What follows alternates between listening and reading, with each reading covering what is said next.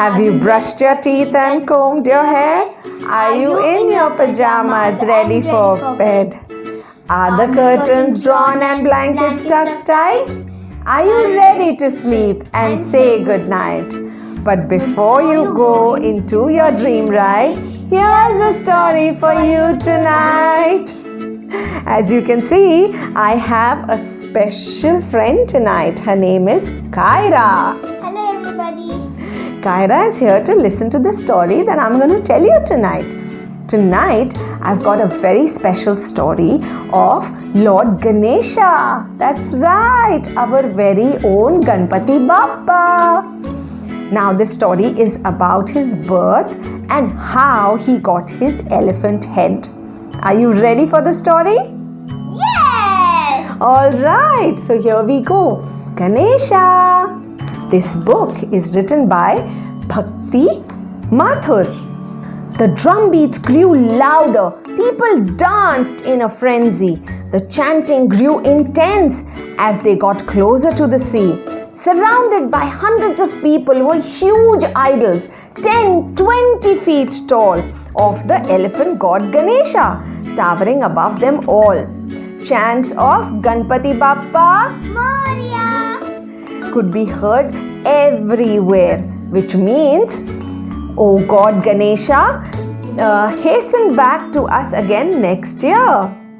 They were celebrating Lord Ganesha's birthday, a festival called Ganesh Chaturthi, which falls on the new moon's 4th day. Beautiful statues of Ganesha are carried to the sea with fanfare, placed on rolling waves with ardent prayers and gentle care. So we bid farewell to Ganesha and ask for his everlasting favor, praying for his return the next year to bless us in our next endeavor. After the day's festivities ended, as Amma put Kalaka and Kiki to bed, they asked, Amma, tell us about Ganesha and how he got an elephant head. Amma said, Ganesha is the son of Shiv and his wife Parvati. The story of his elephant's head is rather long, so listen carefully. They lived in the Himalayas, a beautiful snow-capped mountain chain on a high peak called Mount Kailash, surrounded by rocky terrains. Shiva was a brilliant shade of blue, wore a tiger skin and a snake around his neck, long matted hair, a crescent moon on his brow. You could say he was maverick. Do you know what is the meaning of maverick? No. Maverick means independent, different, not like anybody else. Oh, Shiva was like that, wasn't he? Yes, you never want to be like him. You want to be like him? Independent. Yeah, you want to wear tiger skin and have snake around your neck? No. I just want to be independent. You want to be independent, okay. He often disappeared in the wilderness for days on end, all by himself, to meditate and get away from it all. Parvati was often alone and fending for herself. Kyra, how would you feel if you're alone in the mountains? I don't like it. No? You wouldn't like it? I wouldn't like it either. I'm sure you wouldn't like it too. One day, she felt terribly lonely and told the mountains about her lack. I wish I had someone to play with. To play with, they echoed back. Suddenly, Parvati had an idea. I will make a figure out of clay, she said.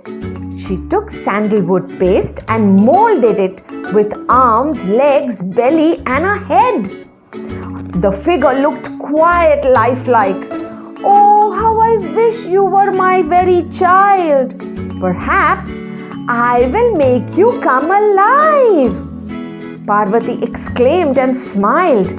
So she blew life into the figure and a grand miracle took place. A boy with big eyes and dimpled cheeks stood before Parvati face to face. Amma, you are not alone anymore, he said.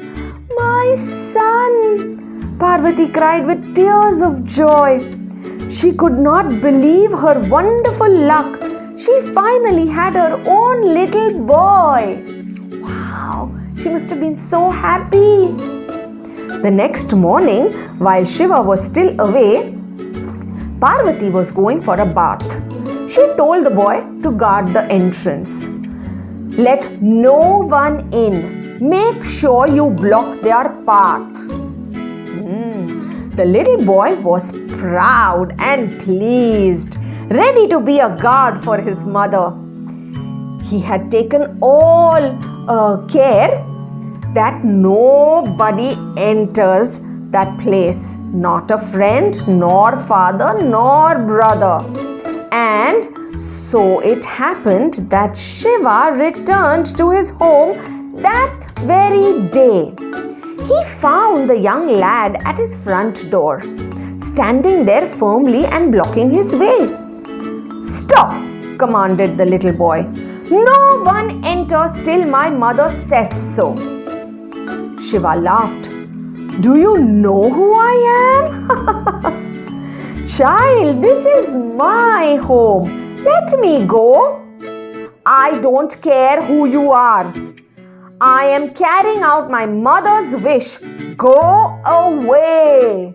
My God. Shiva was irritated and said, Little brat, this is not child's play. Oh dear me. I wouldn't get Shiva angry. Let's see what happens. It was beneath Shiva's dignity to fight a mere boy. So he sent his pet bull Nandi and his followers, the Guns. Do you know? What are guns? Not guns, guns. That's a Sanskrit word for a group of people, like a tribe. They all lived with Shiva and they looked after Shiva. Like a family? Yes, almost like a family. And to confront the boy, they went. But the Guns were no match for this fearless little fighter. The boy defeated them all, though he was smaller and lighter. An angry Shiva sent Brahma to tame the boy. And as soon as Brahma appeared, the boy played a prank, jumping on him, pulling hard at his mustache and beard. I'm glad you do it with dad and not Brahma ji. Oh my God, let's see what happens. Ah! Brahma shrieked in pain and holding his injured face, he ran away to tell Shiva of his embarrassing disgrace. Oh dear me. My God. Let's read more. As you can see from Kaira's face, it's not anything very nice. Now, Shiv had enough. I am ready for a face-off, he said. He threw his trident blade in the air. Do you know what is a trident blade? It's the Trishul. That is Shiva's favorite weapon. It found its aim and off flew the boy's head. When Parvati arrived at the scene, she was horrified to see the boy she had created and loved lying dead. Oh my God, that's really sad. Her cries shook heaven and earth, for a mother's grief is a powerful force. Nothing could make her feel better. Parvati cried till she was hoarse. Oh my God. From her forehead sprung Goddess Kali. Do you know who's Goddess Kali? Goddess Kali is the angry version of Parvati. When Parvati is calm, she is Parvati. When she is angry, she is Goddess Kali. I think I've seen this face. Really? Where have you seen it? When my mama gets angry. I'm sure all mummas have Kali hiding in them. Okay, back to the story. So, from her forehead sprung goddess Kali, and together they vowed to avenge the child. They rummaged the earth like whirlwind, destroying everything with anger so wild. A desperate Shiva pleaded with her, Parvati, please stop, I beg you. Heaven and earth will be ripped apart if thus you and Kali continue. She glared at Shiva with blazing eyes. You killed my son. This is all your fault. If you want to preserve this earth, then undo your sin and my rage will halt. Shiva understood and said, I'm sorry. I didn't know he was our son. I will search for his head far and near. I won't rest till this calamity is undone. Oh, Shiva is feeling very bad now. Shiva set off to find the boy's head, but the blow had sent it far away.